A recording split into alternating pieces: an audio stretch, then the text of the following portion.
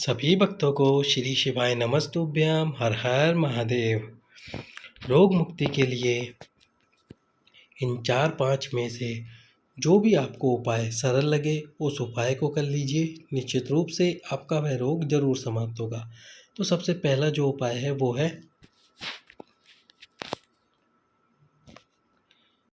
नारियों के रजस्वला धर्म से संबंधित उपाय।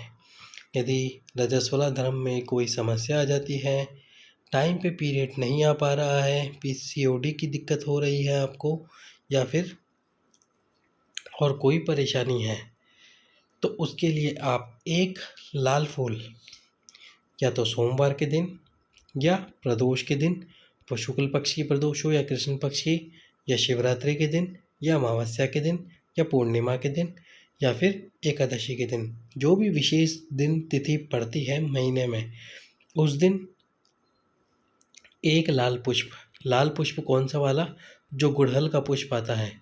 ये जो आप पुष्प देख रहे हैं, घंटी वाला पुष्प स्क्रीन पर, ये पुष्प जो आता है, इस पुष्प को मातंगी माता का नाम लेकर भगवान शंकर के शिवलिंग में जो माता अशोक सुंदरी का स्थान है, उस स्थान पर समर्पित कर दीजिए। जो फूल वाला भाग है वो महादेव की तरफ हो, इस बात का ध्यान रखें। थोड़ी देर वहीं शिवलिंग के सम्मुख में बैठे रहिए, बाबा से प्रार्थना कीजिए। प्रार्थना करने के बाद में जो आपका रोग है, दुख तकलीफ है, उसको बताकर इस पुष्प को उठाकर चबा चबा कर शिवलिंग को देखते हुए खा लीजिए। पहले उपाय आपको एक दिन करना हो, यदि एक दिन करना है, यदि उपाय सफल नहीं हो पाता तो लगातार आपको फिर 5 दिन ये उपाय करना होगा। अब जिन बहनों का पीरियड या रजस्वला धर्म में दिक्कत आती है, जिनका विवाह नहीं हुआ है, ये उपाय उनके लिए है। जिनका विवाह हो गया है उनको ये पुष्प माता अशोक सुंदरी के स्थान पर समर्पित करना है, और जिनका विवाह नहीं हुआ है उनको ये पुष्प माता पार्वती के चरणों में समर्पित करना है। दोनों ध्यान रखना, जिनका विवाह हो चुका है उनको माता अशोक सुंदरी के स्थान पर, और जिनका विवाह नहीं हुआ है उनको माता पार्वती के चरणों में ये पुष्प समर्पित करना है। गुड़हल वाला पुष्प समर्पित करके माता पार्वती से प्रार्थना करके इसी पुष्प को उठाकर वहीं चबा चबा कर खा लीजिए। यदि आप ये वाला उपाय नहीं कर सकते लाल पुष्प वाला, तो फिर आपको माता दुर्गा के मंदिर में जाना होगा, जो आसपास में आपके हो। जो माता दुर्गा का मंदिर हो या फिर कोई सी भी माता का मंदिर हो, जो भी माता का मंदिर हो आपके पास में, उन माता के मंदिर में जाइए। मंदिर में जाने के बाद में आपको क्या करना है, यही गुड़हल वाला पुष्प माता के चरणों में रख देना है। और रखने के बाद में यदि चरणों के नीचे स्थान है कोई पात्र लगाने का, तो पात्र लगा दीजिए। नहीं है तो फिर आपको क्या करना है वो आगे बताता हूँ। तो पहले आपको पुष्प समर्पित करना है मातंगी माता का नाम लेकर, जय मातंगी माता ये बोलते हुए पुष्प समर्पित कीजिए। और फिर थोड़ा सा गाय का घी ना हो तो जो आपके घर में घी हो उसी घी को इस्तेमाल कीजिए। माता के चरणों पर घी लगा दीजिए। यदि नीचे स्थान है पात्र रखने का तो घी ज़्यादा लगाइए, ताकि घी बहता हुआ उस पात्र में गिर जाए। यदि नहीं है तो थोड़ी देर बाद ही उस घी को अपनी उंगली से निकाल लीजिए चरणों से, और एक पात्र में रख लीजिए। और ये जो पुष्प आपने समर्पित किया था, इस पुष्प को उठाकर माता को प्रणाम कर कर अपनी समस्या बताकर चबा चबा कर खा लीजिए। उसके बाद में जो घी आप लेकर आएंगे घर पर, जो चरणों से निकाला है आपने, उसको खाना खाते समय आपकी रोटी में लगा लीजिए। धीरे धीरे पीरियड, पीसीओडी या और कोई समस्या हो आपको, वह समाप्त हो जाएगी। अब चलते हैं अगले उपाय की तरफ। अगला जो उपाय है, ये उपाय कल ही बताया था गुरुजी ने।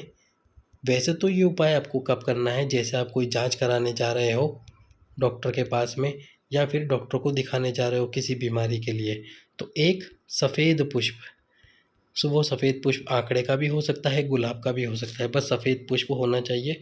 उस सफ़ेद पुष्प को तुम्रुकेश्वर महादेव का नाम लेते हुए समर्पित करना है। यदि आप डॉक्टर के जा रहे हैं, और यदि नहीं जा रहे, आपको पता है कि मेरे शरीर में ये समस्या बीमारी है, तो विशेष दिन, फिर वो सोमवार की सोमवार हो गया, प्रदोष की प्रदोष हो गया, शिवरात्रि की शिवरात्रि हो गया, एकादशी की एकादशी हो गया, या फिर कोई सा भी विशेष दिन, उस दिन प्रत्येक दिन आपको ये सफ़ेद पुष्प तुम्रुकेश्वर महादेव के नाम से समर्पित करना है। एक बेलपत्र समर्पित करना है, उसको चबा चबा के खाना है वहीं शिवलिंग के सम्मुख में बैठकर, और जो जल आप समर्पित करेंगे उस जल को पीना है। धीरे धीरे आपकी जो बीमारी होगी वह पूर्णतः समाप्त हो जाएगी। अब आपको बताते हैं एक बूंद ऑयल वाला उपाय, तेल वाला उपाय। तो इसमें आपको क्या करना है, कृष्ण पक्ष की प्रदोष को, कृष्ण पक्ष की जो प्रदोष आती है वो पूर्णिमा के बाद आती है। अमावस्या के बाद शुक्ल पक्ष की प्रदोष आती है।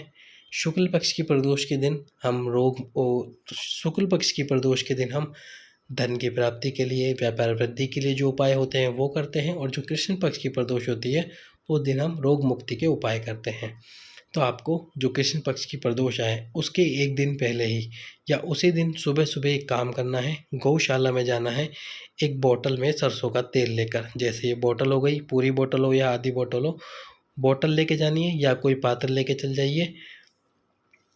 गौशाला में जाना है और जो नंदी जी होते हैं उन नंदी जी की जो पूँछ वाला सिरा होता है जिसमें नीचे की तरफ थोड़े बाल होते हैं, पूरी पूँछ नहीं, पूँछ में जो बिल्कुल एंड वाला हिस्सा होता है जिसमें थोड़े बाल होते हैं, वो बाल वाला हिस्सा यदि बोतल लेके गए हैं तो इस बोतल के अंदर डुबो दीजिए थोड़ी देर, 10 से 15 सेकंड, या कोई पात्र लेके गए हैं आप उसके अंदर डुबो दीजिए। तेल कौन सा लेना है आपको, सरसों का तेल लेना है, उसमें डुबो दीजिए। सुबह आप ये काम कीजिए प्रदोष वाले दिन, शाम के समय शिव मंदिर में जाइए, जहाँ से जल बहकर नीचे गिरता है उसके नीचे एक पात्र लगा दीजिए।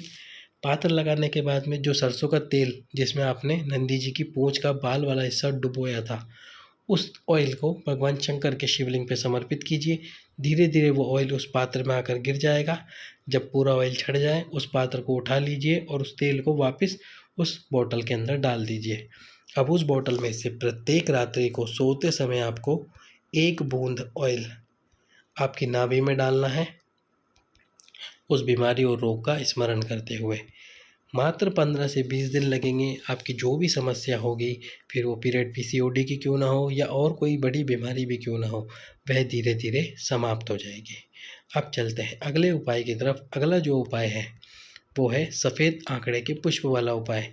ये तो है पर्पल कलर का, गुलाबी कलर का आंकड़ा, पर एक आता है सफ़ेद कलर का आंकड़ा। यदि आपकी बच्चेदानी में कोई समस्या है तो एक सफ़ेद पुष्प यानी कि आंकड़े वाला जो पुष्प है, आंकड़े का ही पुष्प लेना है और कोई सा आपको पुष्प नहीं लेना। आंकड़े के पुष्प को तुमुरुका जी का नाम लेते हुए भगवान शंकर के शिवलिंग के ऊपर समर्पित कर दीजिए।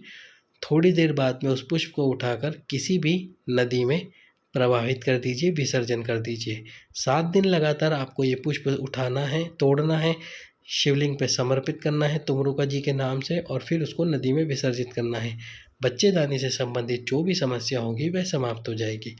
अब अगला उपाय, तो ये आप पर्पल कलर वाला आंकड़ा जानते ही हैं।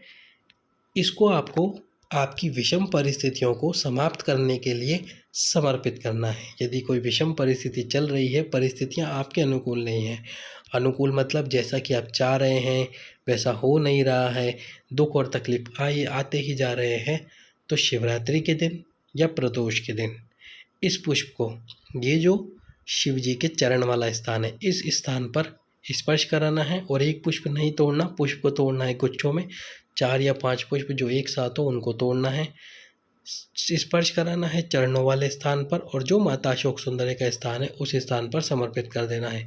फूल वाला भाग महादेव की तरफ ही रखिएगा। इस प्रकार से आपको ये पुष्प समर्पित करना है। विषम परिस्थितियाँ कितनी भी हो और कैसी भी क्यों ना हो, वह समाप्त हो ही जाएगी। अब चलते हैं अगले उपाय की तरफ। अगला जो उपाय है वो है 2 पुष्प धतूरे के, मनोकामना की पूर्ति के लिए। मनोकामना की पूर्ति के लिए 2 पुष्प धतूरे के आपको समर्पित करने हैं शिवरात्रि के दिन, प्रदोष के दिन, या फिर कोई विशेष दिन हो उस दिन। सोमवार के दिन भी आप ये पुष्प समर्पित कर सकते हैं। सबसे पहला पुष्प समर्पित करना है धतूरे का माता अशोक सुंदरी के स्थान पर।